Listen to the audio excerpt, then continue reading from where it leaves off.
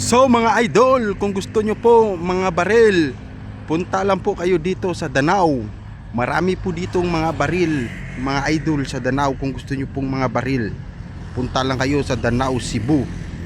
Yun, at ito po yung mga paligid nila dito. Yan, nakaabot na tayo dito sa paglalakad sa buong Pilipinas. Napadaan lang po tayo kasi tabi po ng highway.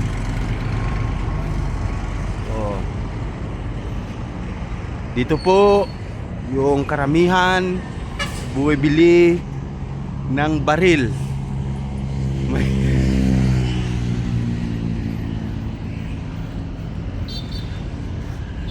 Kaya kung gusto niyo po mga baril, punta na kayo dito sa Danao, Cebu. At yung kabilang side, ito po malapit po sa port.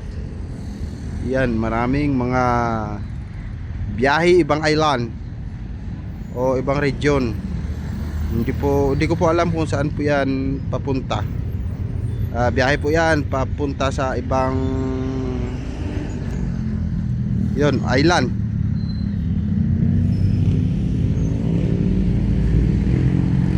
Yan. Gusto nyo po ng proteksyon, dito lang kayo pupunta sa Danao. Proteksyon po sa mga sarili nyo, mga yaman nyo. Dito lang kayo pupunta sa Danao. Marami po ditong binibinta na baril. Ano ba yung gusto nyong mga baril, mga idol? O comment lang sa comment section para mapanood rin ang gumagawa ng baril. Hindi lang po natin pwede mapaipakita sa social media dahil bawal po yun. Pero kung gusto nyo, punta na lang kayo dito or mag-comment kayo sa comment section. Hindi kaya mag-iwan kayo ng number nyo po dyan para kukontaktin po kayo ng gumagawa po ng baril. Yun. Kung may nakapanood na pulis, yung pagbili kasi ng baril, may proseso po yan eh.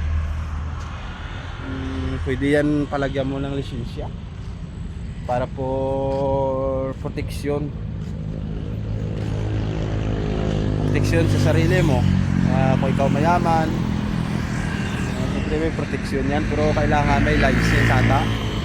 Yun yung sa pagkakaalam ko. May license yun.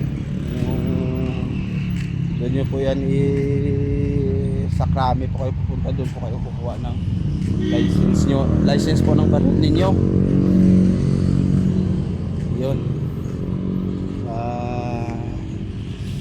Ano pa ba?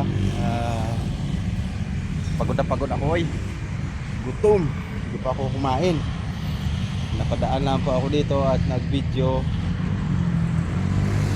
sa Danao at naalala ko na marami dito nagbibenta ng mga baril. At marami rin akong kakilala. Huwag nyo na lang tanungin kung sino, kasi medyo mahirap po yan. So yun lang mga idol, kain muna tayo at patuloy yung paglalakad natin sa buong Pilipinas. Maraming salamat po. Please subscribe.